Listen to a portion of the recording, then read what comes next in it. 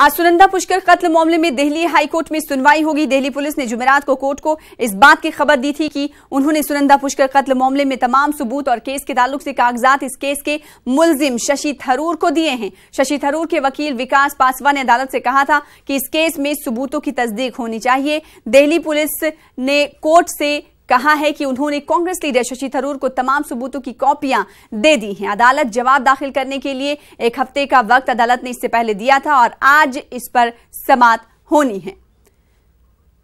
सुशील पांडे हमारे साथ जुड़े हुए हैं। सुनंदा पुष्कर मामले की पहले बात कर लेते हैं, इसके बाद दुर्गा पूजा कमेटियों की बात करेंगे। सुशील, अगर सुनंदा पुष्कर मामले की बात करें तो कितने बजे आज सुनवाई हो सकती है और कितनी अहम ये सुनवाई मानी जा रही है?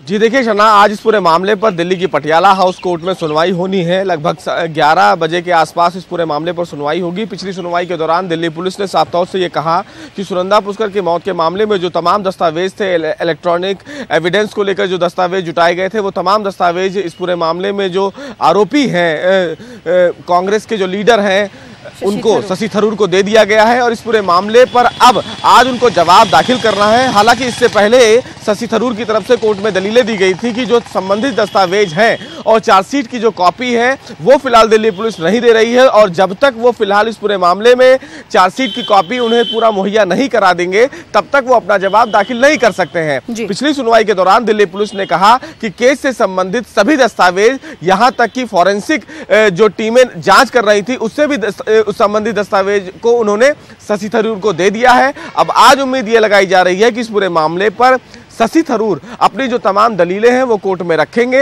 और ये देखना होगा कि आगे का जो ट्रायल है उसके लिए कोर्ट क्या तारीख तय करता है। जाहिर सी बात, ये देखने वाली बात होगी कि कोर्ट क्या कुछ कहता है। अगर दूसरे मामले की बात करें, सुशील पांडे जिस तरीके से मगरबी बंगाल हुकूमत के जरिए 28,000 दुर्गा पूजा कमेटियों की 10,000 रुपए ग्रांट के ताल्लुक से आज सुनवाई होने वाली है, क्या लगता है कि आज मगरबी बंगाल हुकूमत को राहत मिलेगी? क्या कुछ अदालत आज कह सकता है?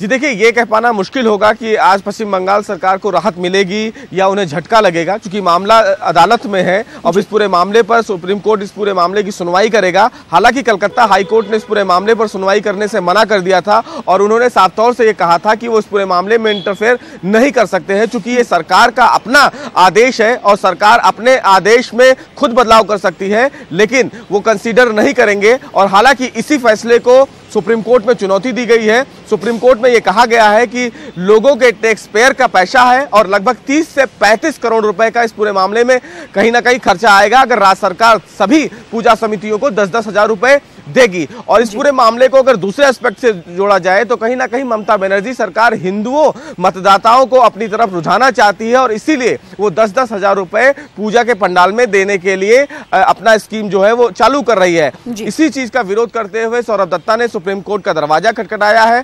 देखना यह होगा कि आज सुप्रीम कोर्ट इस पूरे मामले में पश्चिम बंगाल सरकार से क्या कुछ नोटिस जारी करता है, क्या कुछ जवाब मांगता है और क्या आने वाले दिनों में सुप्रीम कोर्ट ममता बनर्जी के इस सरकारी फरमान पर रोक लगाता है या फिर नहीं। काफी अहम सुनवाई होगी। अब देखना यह है कि सुप्रीम कोर्ट से ममता बनर्जी सरकार को राहत मिल भी पाती है या फिर नहीं। जी, आज इन दोनों खबर पर आप नजर बनाए रखिएगा। हम आपसे दोबारा भी राब्ता कायम करेंगे। फिलहाल इस वक्त बेहद शुक्रिया हमारे साथ सुशील जुड़ने के लिए, अपडेट फराहम करने के लिए।